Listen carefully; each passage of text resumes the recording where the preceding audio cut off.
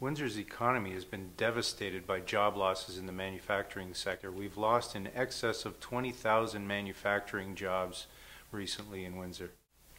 It's vital that voters be able to make informed choices. The Mayor's administration, property taxes, talk about this for a minute. Tell me about what your opinion is. What we keep hearing from the current regime is that the taxpayer is always first, but the record doesn't support that. What we're seeing is property taxes have increased 14% during the last 7 years. We've seen dramatic increases in the water rates, and people recognize these as backdoor taxes. Over the last 7 years, residential taxes are up 14%, commercial taxes are up 13%, and industrial taxes are up 12.5%. Now those are very large increases in a very low inflationary time. Well, the Canadian Federation of Independent Business has recently rated Windsor as the absolute worst place in southwestern Ontario with which to do business. And virtually all of their focus was on City Hall. That's where the problem is. What's the picture of the City of Windsor look like to you? Well, what we're seeing today are vacant and devalued properties, bloated welfare rolls, skyrocketing water rates, improper planning, crumbling infrastructure.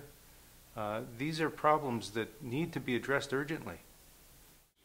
Well, in the last few years, I think what we've seen is a total lack of respect for the taxpayers.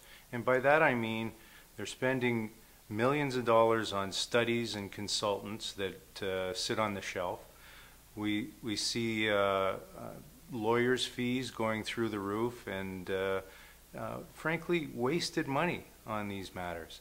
And then transfers between the city and various private companies where our money is disappearing from our view. We need to have an open administration where the taxpayers, if they're being respected, have a right to know where their money is going.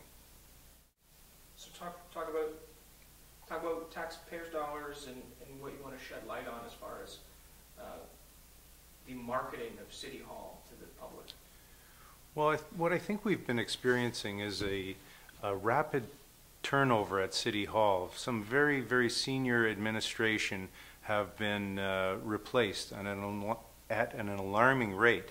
And it's very concerning, firstly, because we lose that talent, and many of them are now working in the county or for the school boards and so on. And not only do we lose the talent, but they take their integrity with them when they leave. If they're not willing to do what they're told, then they have to go.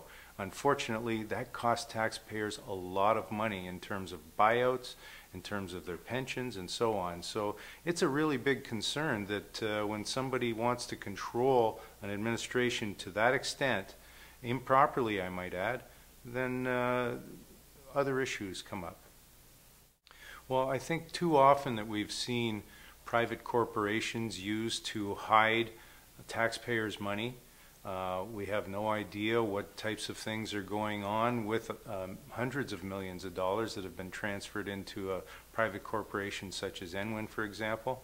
And that gives me a great deal of concern. Extended meetings that are held in camera that we have no idea why they would meet in camera to discuss matters other than what is in the legislation, where you're protecting somebody's privacy or where a matter of a legal opinion is required.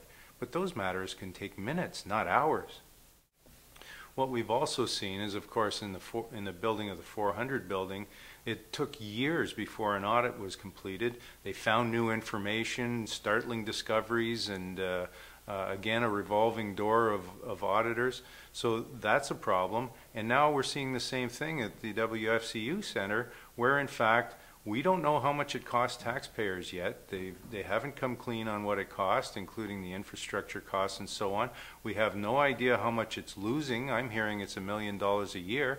And the audit is nowhere in sight and not even begun yet. And the facility's been open for over 2 years.